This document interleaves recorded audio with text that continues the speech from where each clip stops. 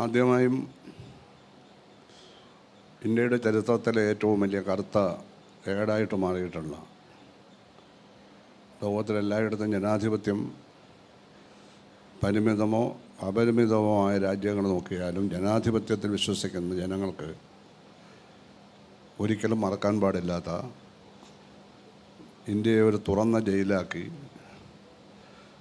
പൂർണ്ണമായ അസ്വാതന്ത്ര്യത്തിൻ്റെ ഇരുട്ടിലേക്ക് തള്ളിയ അടിയന്തരാവസ്ഥയുടെ 50-ാം വാർഷികത്തിൽ Mathrubhumi International Festival of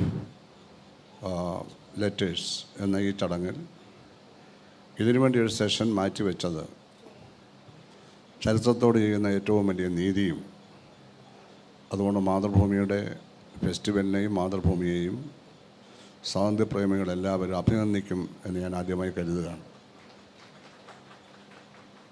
1975 June 25 അടിയന്തരാവസ്ഥ പ്രഖ്യാപിച്ചതെന്ന് എല്ലാവർക്കും അറിയാം, ഇവിടെ ഓർമ്മിപ്പിക്കുകയും ചെയ്തു.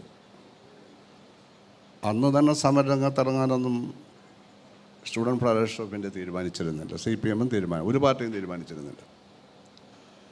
പക്ഷേ അടിയന്തരാവസ്ഥയിലേക്ക് നയിച്ച സാമൂഹികവും രാഷ്ട്രീയവും സാമ്പത്തികവുമായിട്ടുള്ള കാരണങ്ങളും ഭരണവർഗങ്ങൾക്കിടയിൽ, ഭരണവർഗമെന്ന് പറഞ്ഞാൽ കോൺഗ്രസ് എന്നോ അന്ന് ജനസംഘമാണ്, ജനസംഘമെന്നോ ജനതാ പാർട്ടി എന്നോ വ്യത്യാസമില്ല, അതെല്ലാം ഭരണവർഗങ്ങളുടെ പാർട്ടികളാണ്. ഇന്നത്തെ ജനതാദളുമില്ല.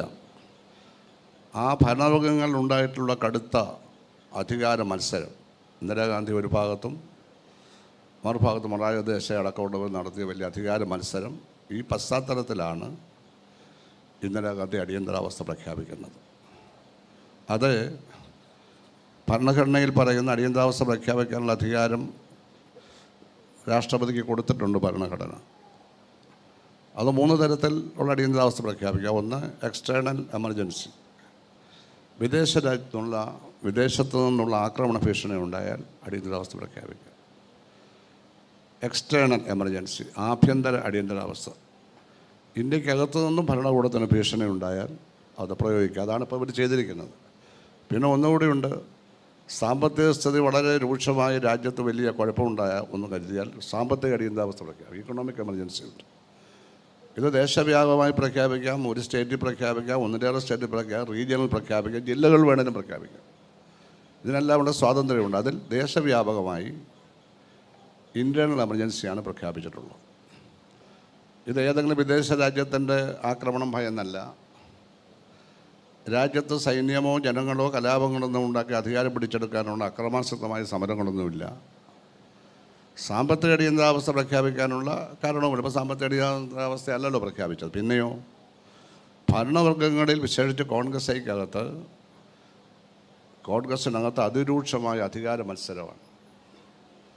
69-ൽ കോൺഗ്രസ് 2ആയി പിരിയുകയും അപ്പോൾ കോൺഗ്രസ്സിന് മെജോറിറ്റി വരുന്ന കോൺഗ്രസ് അനുഭാവികളുടെ പിന്തുണ ഇന്ദിരാഗാന്ധിക്ക് കിട്ടുകയും അവരധികാരത്തിൽ തുടരുകയും ഒക്കെ ചെയ്യുന്ന ഒരവസരത്തിൽ അവർക്കെതിരായുള്ള ശക്തമായ നീക്കമാണ് മൊറാർജി ദേശായിയും SK പട്ടേൽ അടക്കമുള്ള ആളുകൾ മറുഭാഗത്ത് ചെയ്തുകൊണ്ടിരുന്നു.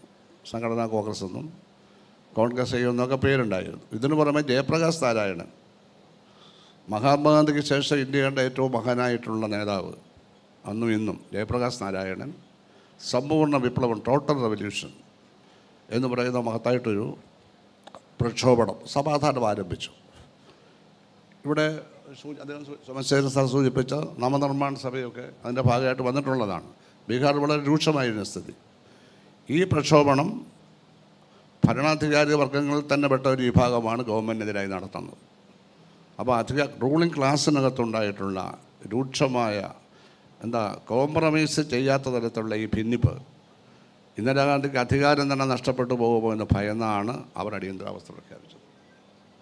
വർക്കിംഗ് ക്ലാസ്സിൽ നിന്നോ കമ്മ്യൂണിസ്റ്റ് പ്രസ്ഥാനങ്ങളിൽ നിന്നോ ഇടതുപക്ഷങ്ങളിൽ നിന്നോ ഒന്നുമുള്ള ഭീഷണിയല്ല. ഇന്ദിരാഗാന്ധിയുടെ അതേ വർഗത്തിൽ പ്രബലമായ വിഭാഗം, ഒരുപക്ഷെ അത് ഭൂരിപക്ഷമാകുമെന്ന് അവർ ഭയന്നു. അതാണത് പ്രഖ്യാപിച്ചത്. പ്രഖ്യാപിച്ചത് ജൂൺ 25. ഞാനിത് പ്രഖ്യാപിക്കുന്ന സമയത്ത് ഇവിടെ പേട്ട കുമാരപുരം ഹൈസ്കൂളിൽ SFIയുടെ ഒരു യൂണിറ്റ് ഉദ്ഘാടനം ചെയ്യുന്നുണ്ട്. നമ്മളറിയുന്നില്ല ഇത്. ഒരുപാട് പോലീസുകാർ പതിവില്ലാതെ മുമ്പിലൊക്കെ വന്നു. എനിക്ക് കാര്യമൊന്നും മനസ്സിലായില്ല. പ്രസംഗിച്ച് കഴിഞ്ഞാൽ ഓട്ടോറിക്ഷ പിടിച്ച് ഞാൻ സെക്രട്ടേറിയറ്റിൻ്റെ മുമ്പിൽ വന്നു. അപ്പോൾ കേരളകൗമുദി പത്രം ഉച്ചയ്ക്ക് ഇറങ്ങിയാണ്. ഇന്ത്യയിൽ അടിയന്തരാവസ്ഥ, ആഭ്യന്തര അടിയന്തരാവസ്ഥ പ്രഖ്യാപിച്ചിരിക്കുന്നു. ആളുകൾ കൂട്ടം കൂടി പോകാൻ പാടില്ല, സഞ്ചരിക്കാൻ പാടില്ല, അഭിപ്രായ സ്വാതന്ത്ര്യങ്ങളൊക്കെ അവസാനിപ്പിച്ചു. ഇവിടെ മാഡം പറഞ്ഞതുപോലെ ഫണ്ടമെൻ്റൽ റൈറ്റ്സ് മുഴുവൻ സസ്പെൻഡ് ചെയ്തു. ഇന്ത്യൻ ഭരണഘടനയുടെ എക്കാലത്തെയും കെടാത്ത വെളിച്ചമാണല്ലോ നമ്മുടെ മൗലികാവകാശങ്ങൾ. ഇപ്പോൾ സ്വാതന്ത്ര്യം, കൂട്ടുചേരാനുള്ള അവകാശം, സംഘടനാ സ്വാതന്ത്ര്യം എല്ലാം അവസാനിപ്പിച്ചു. അഭിപ്രായ പ്രകടന സ്വാതന്ത്ര്യം, പത്രങ്ങളെ പോലും സെൻസർഷിപ്പിന് വിധേയമാക്കി.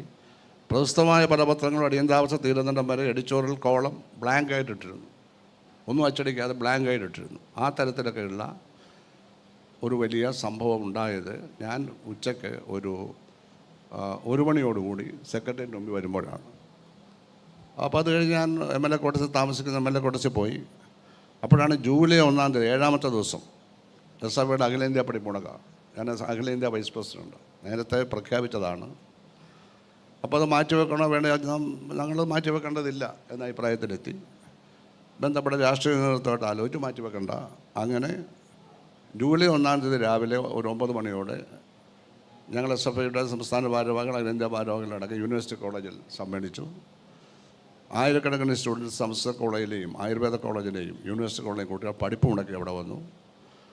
വലിയ പ്രശ്നമായി. അപ്പോൾ രഹസ്യ പോലീസുകാർ വന്ന് എന്നോട് പറഞ്ഞു, ഒരു കാരണവശാലും പ്രകടനമായിട്ട് വെളിയിൽ പോകരുത്, പോലീസ് വെടിവെക്കും. അതിന് ഉത്തരവുണ്ട്. കരുണാകരൻ സാർ ആഭ്യന്തരമന്ത്രിയും ബഹുമാനായ അച്യുതമേനോൻ മുഖ്യമന്ത്രിയാണ്, വെടിവെക്കുമെന്നുള്ള ഉറപ്പായ കാര്യമാണെന്ന് പറഞ്ഞു. അപ്പോൾ ഞങ്ങൾ വിദ്യാർത്ഥികളെയൊക്കെ ഒരുവിധം പറഞ്ഞ് സമാധാനിപ്പിച്ച് അവരെയൊക്കെ ഒഴിവാക്കി ഞങ്ങൾ 23 പേര് ഒരു ജാഥയായി സ്പെൻസർ ജംഗ്ഷനിലോട്ട് ഇറങ്ങാനുണ്ടായിരുന്നു. ആ കൂട്ടത്തിൽ പിന്നീട് മിനിസ്റ്ററും സ്പീക്കറും ഒക്കെ ആയി വിജയകുമാർ ഉണ്ടായിരുന്നു. SFIയുടെ അഖിലേന്ത്യാ പ്രസിഡൻ്റായിട്ട് പിന്നീട് വന്ന ബേബി ഉണ്ടായിരുന്നു. അങ്ങനെ 23 പേരാണ്. ഞങ്ങൾ പ്രകടനം നടത്തി. ഏജ് സർവീസിന് മുമ്പ് എല്ലാവരും ഏജ് സർവീസിന് ജനാല തുറന്ന അവിടുത്തെ ഇടതുപക്ഷ വലതുപക്ഷ ഭേദമില്ലാതെ ജീവനക്കാരെല്ലാം ഞങ്ങളെന്തോ കുഴപ്പം കാണിക്കുമെന്ന മട്ടിൽ ഭയപ്പെട്ട് നോക്കുകയാണ്. ആരും ഇന്ത്യയിൽ തന്നെ ഇവിടെ പ്രകടനം നടന്നിട്ടില്ല അതുവരെ. പക്ഷേ ഞങ്ങൾ പ്രകടനം നടത്തി പോയി. അപ്പോൾ സെക്രട്ടേറിയറ്റിൻ്റെ വടക്കേ ഗേറ്റിൽ ചെന്നപ്പോൾ ഞങ്ങളെ അറസ്റ്റ് ചെയ്തു. അറസ്റ്റ് ചെയ്യുമ്പോൾ ഞങ്ങൾ തല്ലുകയായിരുന്നു, അടിച്ചുകൊണ്ടാണ് കയറ്റുന്നത്, എല്ലാവരെയും അടിക്കുന്നുണ്ടായിരുന്നു. ആ വാനിൻ്റെ അവിടെ എല്ലാം കുറച്ച് കൊണ്ട് കറക്കി നടത്തി അങ്ങനെ തല്ലി. പിന്നീട് കന്റോൺമെൻറ്റ് പോലീസ് സ്റ്റേഷനിൽ ഇറങ്ങുമ്പോഴും അടിച്ചു. പിന്നെ അവിടെ അതിൻ്റെ പരിസരത്തിട്ടൊക്കെ തല്ലി. പിന്നെ 8 ഡെസ്കും ബെഞ്ചും ഒരു നടുക്കൂടെ ഒരു വഴി പോലെ വെച്ച് ഇങ്ങനെ ഇട്ടിട്ട് 16 പോലീസുകാർ 2 സൈഡിൽ നിന്ന് ഓരോരുത്തരും 16 പേരും തല്ലി. എന്നിട്ട് അവർ ലോക്കപ്പിലിട്ട് അവിടെ പച്ചവെള്ളം പോലും രാത്രി 11 മണി വരെ തന്നില്ല. 11 മണിയായി വർക്കർ രാധാകൃഷ്ണൻ വന്ന് ഭയങ്കര ബഹളം ഉണ്ടാക്കി അവിടെ. പുള്ളി അടിയന്തരാവസ്ഥ ഒന്നും പുള്ളിക്ക് ചെവി കേൾക്കത്തില്ലല്ലോ. അടിയന്തരാവസ്ഥയാണെന്നൊന്നും പുള്ളി കരുതിയില്ല. ഭയങ്കര ബഹളം ഉണ്ടാക്കി, പ്രശ്നമായി. സ്റ്റാൻലി സത്യനേശൻ വന്നു. അങ്ങനെ ഞങ്ങളെ രാത്രി 11:30 മണിക്ക് മജിസ്ട്രേറ്റിൻ്റെ വീട്ടിൽ കൊണ്ടുപോയി. ഡിഫൻസ് ഓഫ് ഇന്ത്യ രാജ്യരക്ഷാ കുറ്റം ചുമത്തി ഭരണകൂടത്തെ അട്ടിമറിക്കാൻ ശ്രമിച്ചു. അങ്ങനെയൊക്കെയുള്ള ചാർജ് ഷീറ്റാണ് എല്ലാവർക്കും കൊടുക്കുന്നത്. അങ്ങനെ സബ് ജയിലിൽ അടച്ചു. അത് കഴിഞ്ഞ് പിന്നീട് ശിക്ഷിച്ച് സെൻട്രൽ ജയിലിൽ അടച്ചു. ഇതാണ് ഉണ്ടായത്. അപ്പോൾ പിന്നെ ഞങ്ങൾ സമരം ചെയ്തു, ആരും അറിയാതെയാണ്, ഉത്തരവാദിത്തമില്ലാതെ പറഞ്ഞൊക്കെയുള്ള ക്യാമ്പയിനൊക്കെ പോലീസുകാർ തന്നെ രഹസ്യമായിട്ട് നടത്തി. പക്ഷേ അത് കഴിഞ്ഞ് ഒരാഴ്ച കഴിഞ്ഞപ്പോൾ EMS മേക്കേജ് പാളയത്ത് പിക്കറ്റിംഗ് നടത്തി. അവർ സബ് ജയിലിൽ വന്നു. അവർക്ക് പിന്നെ ജാമ്യം കിട്ടി, അവർ പോയി. അവർ സെൻട്രൽ ജയിലിൽ കുറച്ച് ദിവസമേ കിടന്നുള്ളൂ. KM ജോർജ് ഉണ്ടായിരുന്നു അന്ന് കൂടെ, കേരള കോൺഗ്രസ് ഉണ്ടായിരുന്നു. അപ്പോൾ അദ്ദേഹം ആദ്യമായിട്ട് ജയിലിൽ പോവുക. അപ്പോൾ അദ്ദേഹത്തിന് ഈ ഇവിടം വരെ അരക്കൈകളുടെ ഉടുപ്പും ഒക്കെ കൊടുക്കുമല്ലോ. അപ്പോൾ തിരുമേനി ഞാൻ ഇടണോ എന്നയാൾ ചോദിച്ചെന്നാണ് പറയുന്നത്, ഭയപ്പെട്ടിട്ട്. അടുത്ത ദിവസം പുള്ളി ഇറങ്ങിപ്പോയി ഡൽഹിയിൽ പോയി ഇന്ദിരാഗാന്ധിയെ കണ്ട് കേരള കോൺഗ്രസ് മന്ത്രിസഭയിൽ കയറുന്നതാണ് നമ്മൾ കണ്ടത്. അപ്പോൾ ഞാൻ പറയുകയാണ്, EMSനെയൊക്കെ വേഗം വിട്ടു. അപ്പോൾ ഇതാണ് നമ്മുടെ അനുഭവം. അപ്പോൾ ഈ അടിസ്ഥാനത്തിൽ എല്ലാ മൗലികാവകാശങ്ങളും ഇല്ലാതാക്കി പോയതാണ്. എനിക്കാണെങ്കിൽ ഈ ജൂലൈ 1-ാം തീയതി എൻ്റെ LLBയുടെ ഫൈനൽ ഇയർ പരീക്ഷയാണ്. അവൻ്റെ ഹോൾ ടിക്കറ്റും എൻ്റെ പാക്കറ്റിലുണ്ടായിരുന്നു. അത് ഞങ്ങൾ പിന്നെ സെൻട്രൽ ജയിലിൽ വന്ന ശേഷം AKGക്ക് എത്തിച്ച് കൊടുത്ത് അദ്ദേഹം ഹൈക്കോടതി കേസ് കൊടുത്ത് ഇത് വിദ്യാർത്ഥികളാണെന്ന് പറഞ്ഞ് 4-ാമത്തെ മാസം ഞങ്ങളെ റിലീസ് ചെയ്യണം. അപ്പം അജിതമാടൊക്കെ ജയിലിൽ കിടക്കുന്നുണ്ടാവും. അപ്പോൾ അടിയന്തരാവസ്ഥ പ്രഖ്യാപിക്കുന്നതിന് മുമ്പേ നിങ്ങൾ ജയിലിലുണ്ട്, അല്ലേ? അത് കണ്ടിന്യൂ ചെയ്യുകയാണ്. അപ്പോൾ ഇതാണ് ഉണ്ടായ സംഭവം. അപ്പോൾ നമ്മുടെ രാജ്യത്ത് ഭരണവർഗ്ഗങ്ങൾ അധികാരത്തിന് വേണ്ടി നടത്തിയ മത്സരത്തിൽ നിന്ന് ഇന്ദിരാഗാന്ധി എല്ലാവരെയും ബീറ്റാക്കാൻ വേണ്ടി നടത്തിയ ഏറ്റവും ജനാധിപത്യ വിരുദ്ധമായിട്ടുള്ള ഒരു നടപടിയാണ് ഈ അടിയന്തരാവസ്ഥ. അടിയന്തരാവസ്ഥ ശേഷം തെരഞ്ഞെടുപ്പിൽ കോൺഗ്രസ് ആദ്യമായി പരാജയപ്പെട്ടു. കോൺഗ്രസിൻ്റെ തകർച്ച ചെന്ന് തുടങ്ങി. പിന്നെ ഇടയ്ക്കൊക്കെ ഞാൻ ഇന്ദിരാഗാന്ധി മരിച്ചപ്പോഴും രാജീവ് ഗാന്ധി മരിച്ചപ്പോഴും ഒക്കെ ഇടയ്ക്ക് വന്നു എന്നുള്ളതല്ലാതെ കോൺഗ്രസ്സിന് പിന്നെ സ്ഥിരതയായ ഉണ്ടായില്ല. കോൺഗ്രസ്സിനെ സംബന്ധിച്ച് അടിയന്തരാവസ്ഥ പ്രഖ്യാപിച്ചത് തെറ്റായിപ്പോയി എന്ന് പറഞ്ഞ് ഈ രാജ്യത്തെ ജനങ്ങളോട് ഒരു ക്ഷമാപണം നടത്താനുള്ള ഒരു സ്വാതന്ത്ര്യ ബോധം ഇതുവരെ ഉണ്ടായിട്ടില്ല. ഇപ്പം പ്രതിപക്ഷത്ത് 100 പേരുമായിട്ടിരിക്കുന്ന ഈ സമയത്ത് പോലും ഉണ്ടായിട്ടില്ല. അതുണ്ടാവാതെ കോൺഗ്രസ് പഴയ പോലെ ആവാൻ യാതൊരു സാധ്യതയില്ല എന്നാണ് എനിക്ക് തോന്നുന്നത്.